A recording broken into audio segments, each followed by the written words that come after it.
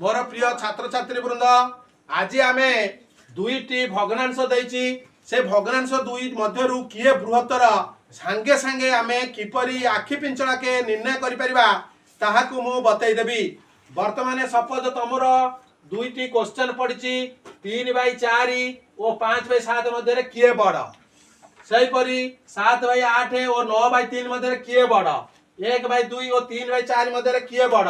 -1/2 और -3/4 मध्य किए बड़ सांगे सांगे केमिति कहबा तार गोटे उपाय अछि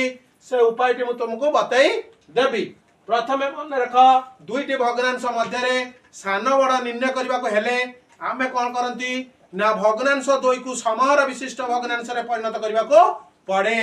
समहर विशिष्ट भग्नांश हे साइला परे जो भग्नांश र लब बड़ से भग्नांशटी को बड़ बोली नियंती किंतु एठी आमे समहर विशिष्ट भग्नांश न करी केमिति केउ भग्नांशटी बड़ सांगे सांगे केमिति मु जानिबा से विषय आस जानिबा। प्रथमे सपोज क्वेश्चन तुमरा दैछि 3/4 और 5/7 मध्य किए बड़ ताले आमे कोन करबा ना कोणे कोणे गुणन कर दबा कोन कोन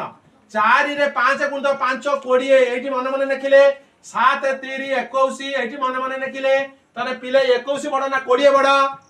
20 बड़ ना 21 बड़ तने 21 बड़ तेणु हमर 3/4 ग्रेटर देन 5/7 तेणु 3/4 बड़ होगा आखे पिंचड़ा के 2 सेकंड रे क्वेश्चन उत्तर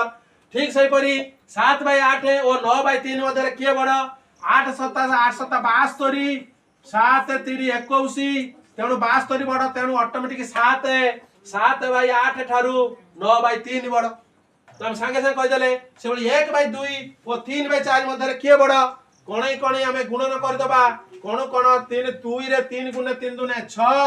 4 रे 1 गुणे 4 के 4 तेणु 4 बड़ ना 6 बड़ तेणु 6 बड़ तेणु 3/4 बड़ तेणु 1/2 ठारू हमें 3/4 बड़ पाइले। हमर संगे संगे किमिति एई परि उपाय रे हमें अनेक प्रश्न रो उत्तर हमें संगे संगे करी पारिबा। ठीक सही परि गोटे माइनस रे दैछि 1/2 बड़ ना -3/4 बड़ केमि जानिबा 2 रे -3 गुणन कले पिले हबो -6 4 रे -1 गुणन कले केते हबो -4 पिले -4 बड़ ना -6 बड़ ताले हमें जानि चंती -4 बड़ -6 टा सान तेणु -4 जेतु बड़ तेणु हमर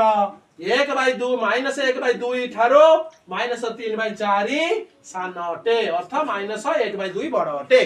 तेणु हमर एही परि भाव रे हमें अनेक प्रश्न रो उत्तर संगे संगे करि पारिबा। आशा करे भिडियोटी मोर छात्र पाई बा छात्र समाज पाई उपकार रे आसीबो।